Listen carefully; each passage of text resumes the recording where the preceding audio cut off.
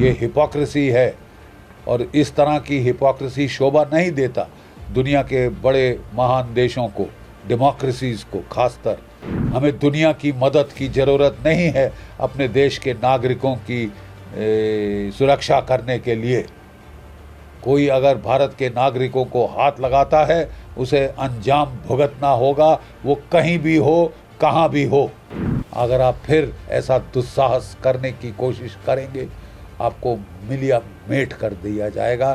तुम्हारे terrorist infrastructure को तो छोड़ो, आपकी फ़ौज के भी, आईएसआई के भी पर खच्चे उड़ा देंगे। एक बहुत अच्छी खबर आई है कि यूनाइटेड स्टेट्स स्टेट डिपार्टमेंट ने द रेजिस्टेंस फोर्स, पाकिस्तान का वो टेरर ग्रुप जिसने पहलगाम का हत्याकांड किया है, उसको ग्लोबली डेजिग्नेटेड टेररिस्ट ऑर्गेनाइजेशन करार किया है, फॉरेन टेररिस्ट ऑर्गेनाइजेशन करार किया है। This is a welcome step, a welcome change. अभी तक तो मॉरल इक्विवेलेंस की जा रही थी between India and Pakistan under the guys of saying कि हम शांति लाना चाहते हैं, दोनों देशों में वॉर रोकना चाहते हैं। दोनों को बराबर पेडेस्टल पे किया गया था, victim of terror, perpetrator of terror. ठीक है, ये नहीं चल सकता, ये हिपोक्रेसी है और इस तरह की हिपोक्रेसी शोभा नहीं देता दुनिया के बड़े महान देशों को, डेमोक्रेसीज़ को खासकर। ब्रिक्स समिट में हमारे प्रधानमंत्री ने बड़े सख्त शब्दों में इसको आड़े हाथ लिया है और क्लियर कर दिया है कि भारत टेरर टॉलरेट नहीं करेगा। Any act of terror will be treated as an act of war and responded to accordingly. हमें दुनिया की मदद की ज़रूरत नहीं है अपने देश के नागरिकों की सुरक्षा करने के लिए। कोई अगर भारत के नागरिकों को हाथ लगाता है उसे अंजाम भुगतना होगा, वो कहीं भी हो, कहाँ भी हो।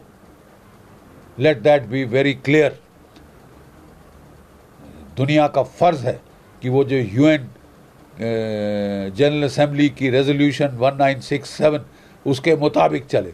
और उसने साफ कहा है, no cause in the world justifies the use of terror. कोई भी मुद्दा कहीं भी किसी भी देश में टेरर को जस्टिफाई नहीं करता कि आप टेरर को as an instrument of state policy adopt करें। ठीक है, ये बहुत निंदनीय और घटिया काम है और पाकिस्तान को इसकी काफ़ी सज़ा मिल चुकी है ऑपरेशन सिंदूर में।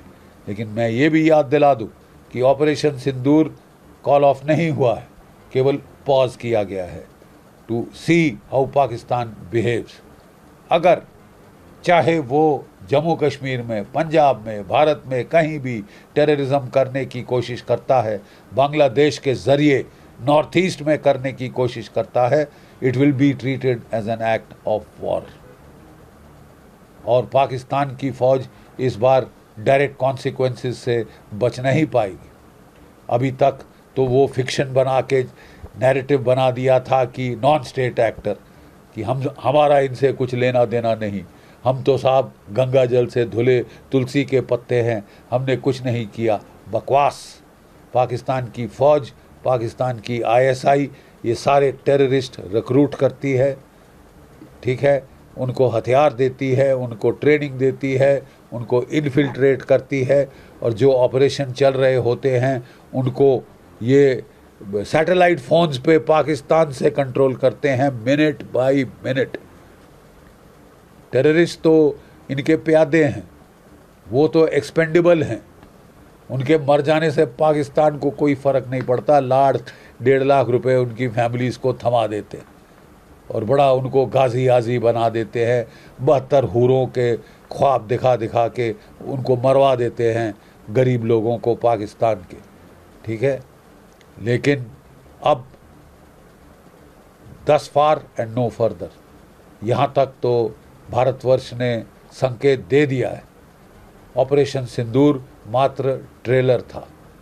अगर आप फिर ऐसा दुस्साहस करने की कोशिश करेंगे, आपको मिलिया मेट कर दिया जाएगा।